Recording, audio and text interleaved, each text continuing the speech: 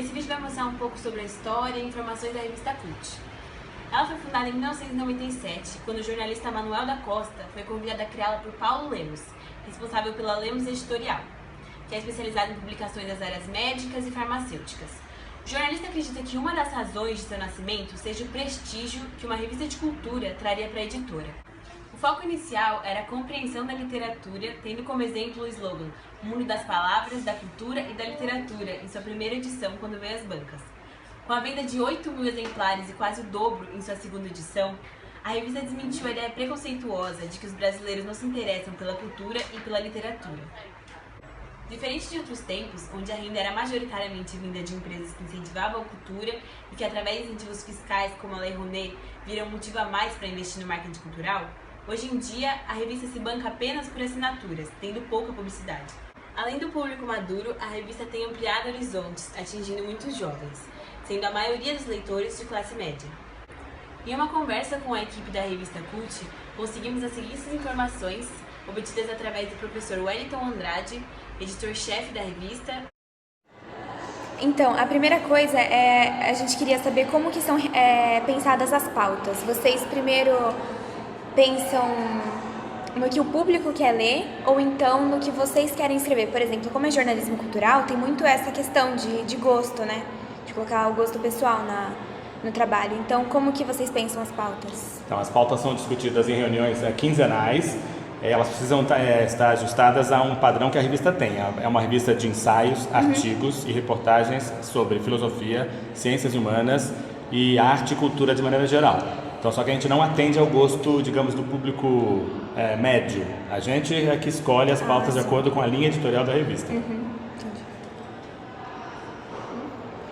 E onde acontece, por exemplo, a gente sabe que os colaboradores não estão dentro da redação. Então, como que acontece essas reuniões? Então, a redação da revista Cult é uma redação muito pequena. Sou eu, que eu sou editor, um repórter e uma diretora de arte. Acabou, certo? São 3 pessoas.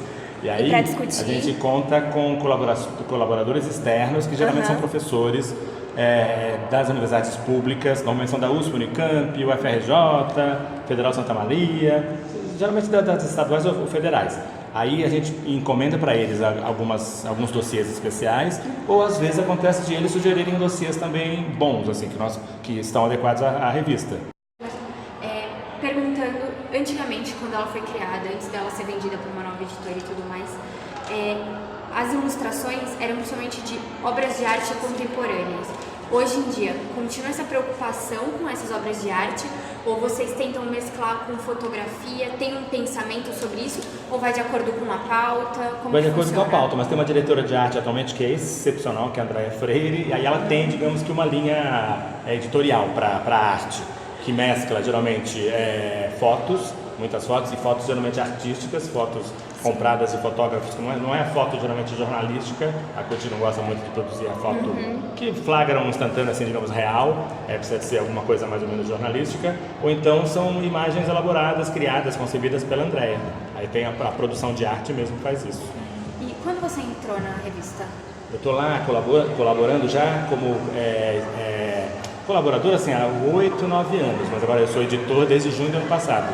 Não tem nenhum ano ainda. E teve alguma grande mudança de lá pra cá que você sentiu na revista, no modo dela ser feita ou nas pautas, alguma direção que ela tomou? Tem uma mudança bastante grande que assim, o público da Cult está ficando mais jovem. Ele era um público geralmente de 40 a 50 anos, alguém que gostava daqueles assuntos assim mais pesados, e hoje a gente percebe pela quantidade de pessoas que conversam com a gente, que se relacionam no Facebook e tal, que é mais jovem.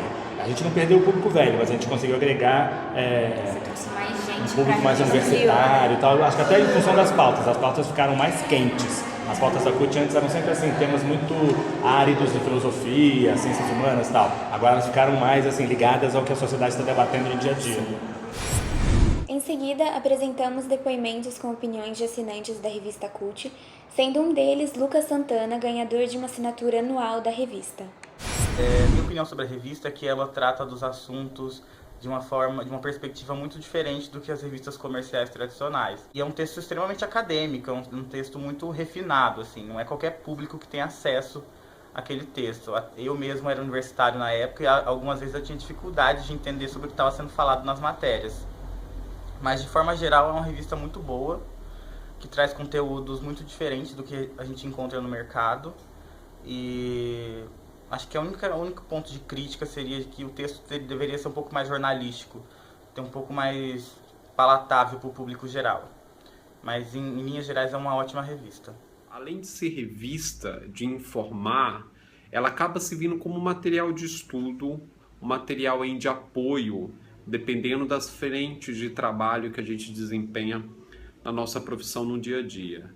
A CUT, para mim, consegue juntar isso, consegue juntar informação, consegue juntar notícia, consegue juntar entrevista, sugestão de literatura, o que eu acho fantástico.